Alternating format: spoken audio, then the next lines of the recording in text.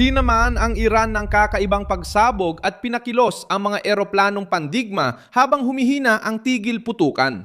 Ang impormasyon na kumakalat ngayong Lunes, ika-27 ng Abril, 2026 ay nagsasaad ng isang malakas na pagsabog sa rehiyon ng Sadegye sa kanlurang bahagi ng Tehran. Habang may mga ulat din na nagsasabing may paggalaw ng mga jet fighter sa ibabaw ng Tehran at Karaj. Wala pang malino na opisyal na paliwanag kung ano ang sumabog, sino ang nagsagawa ng aksyon o kung anong target ang tinamaan.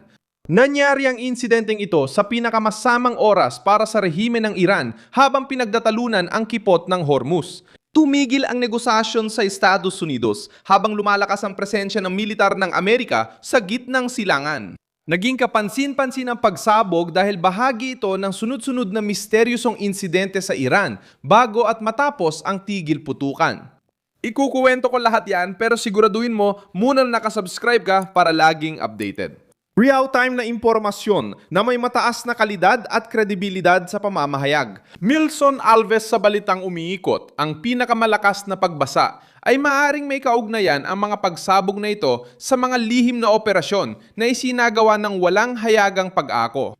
Para pahinain ang mga sensitibong bahagi ng rehimen at ihanda ang daan para sa mas matinding paglala. Wala pang umaako ng responsibilidad. Walang malinaw na paliwanag ang Teheran. Mabigat ang mensahe ng agarang pagpapalipad ng mga eroplanong pandigma matapos ang malakas na pagsabog malapit sa kabisera.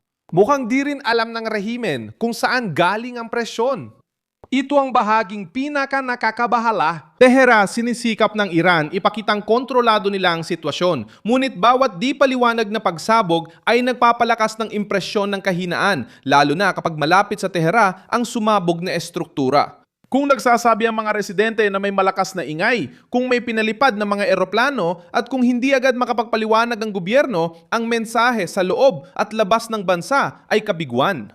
Sa isang normal na krisis, seryoso na ito.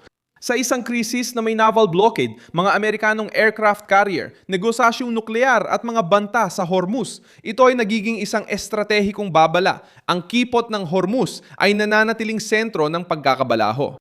Iniulat ng ahensiyang Associated Press na nag-alok ang Iran na muling buksan ang daanan, alisin ng Estados Unidos ang blockade at tapusin ang digmaan, ngunit ipagpaliban muna ang pag-uusap tungkol sa programang nuklear.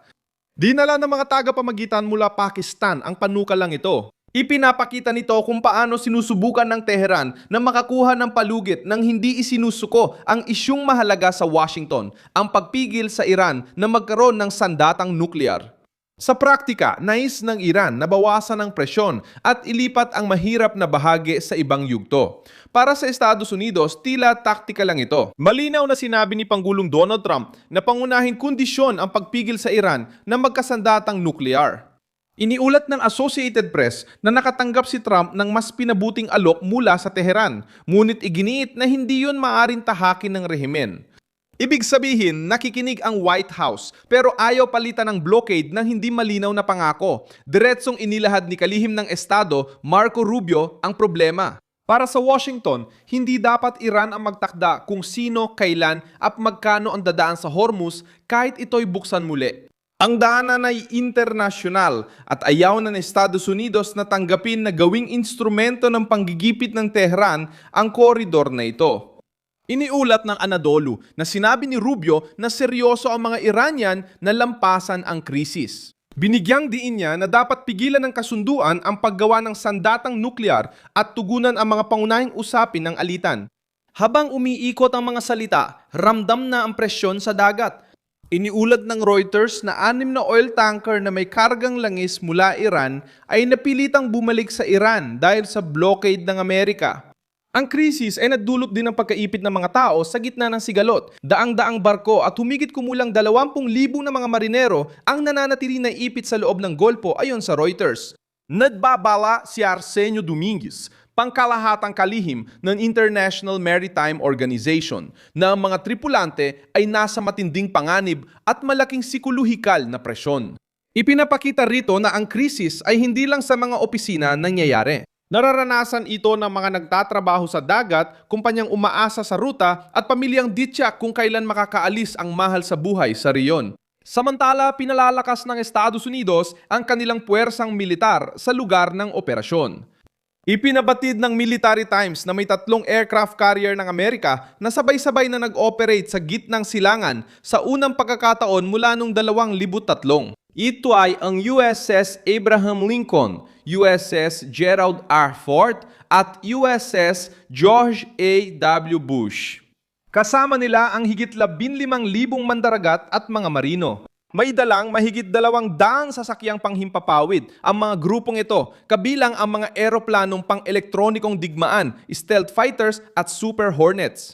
Hindi ito technical na detalye. Ang 3 aircraft carrier sa rehiyon ay nagpapakita ng lakas. Nagbibigay ito ng kakayahang umatake, magdepensa sa himpapawid, magmanman at magpatuloy ng operasyon nang hindi umaasa sa mga base ng ibang bansa. Kapag inililipat ng Washington ang ganitong antas ng lakas pandagat, sinasabi nitong umiiral pa rin ang diplomasya pero handa na ang opsyong militar. Alam ito ng Iran. At bawat pagsabog sa loob, bawat fighter jet na pinaandar, bawat barkong inilihis at bawat emergency meeting ay nagpapataas ng pakiramdam na malapit nang maabot ng tigil putukan ang hangganan nito. Mahalaga rin ang kilos sa Diego Garcia sa sitwasyong ito. Estratehiko ang base ng Amerika sa karagatang Indian dahil kaya nitong tumanggap ng bomber, eroplano para sa refuel, mga eroplanong pansubaybay at barko. Sa dokumentong kumakalat ang presensya ng mga destroyer, mga eroplanong Poseidon, mabibigat na eroplanong pangtransportasyon at eroplano para sa refuel ay nagpapakita ng patuloy na pagpapalakas. Ayon sa lohika ng militar ng Amerika, nagtayo muna ng estruktura bago gumawa ng malaking desisyon. Una, dumarating ang gasolina. Pagkatapos dumarating ang mga eroplano, pagkatapos dumarating ang mga barko, kapag handa na ang lahat, utos na lang ang kailangan. Sa Iran, magkahalong yabang at pag-aalalang reaksyon, ipinapakitang matatag ang rehimen pero naghahanap din ng suporta sa labas. Pumunta si Abbas Araghchi, ministro ng Ugnayang Panglabas ng Iran sa St. Petersburg upang makipagkita kay Vladimir Putin. Kasabay ng krisis sa Hormuz, natigil ang negosasyon sa Washington. Naitala ng Associated Press na naganap ang pagbisita habang sinusubukan ng mga tagapamagitan na muling buksan ang diplomatikong daan at habang ang Iran ay kumukonsulta sa Rusya tungkol sa mga kaganapan ng digmaan. Ipinapakita ng pagpunta nila sa Rusya na hindi komportable ang Tehran. Kailangan ng rehimen ng pampulitikang suporta, kailangan nila ng armas, kailangan nila ng diplomatikong suporta at kailangan nilang ipakita na hindi sila nag-iisa. Pero ang paglapit sa Moscow ay nagpapalakas sa tingin ng Amerika na hindi lang kapayapaan ang gusto ng Iran, kundi oras din. Oras para ayusin ang depensa, protektahan ang mga kaalyado, makipagnegosasyon sa mas matatag na posisyon at panatilihing aktibo ang regional na network na nananatiling bahagi ng problema. Ang Hezbollah ay hindi isang hiwalay na detalye. Isa ito sa mga galamay ng Iran sa reyon.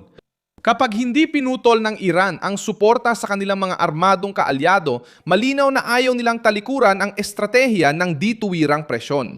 Sa huli, ang pagsabog sa Tehran, mga jet fighter, pagharang sa Hormuz at 3 American aircraft carrier ay bumuo ng isang larawan. Ang Iran ay kinukubkob, lumalaban gamit ang matitinding pahayag at humihingi ng tulong mula sa labas, ngunit lalo silang ginigipit mula sa lahat ng panig. I-like ang video, mag-subscribe sa channel at sa huli, basahin ang mga komento para maging aktibo sa komunidad. Milson Alves.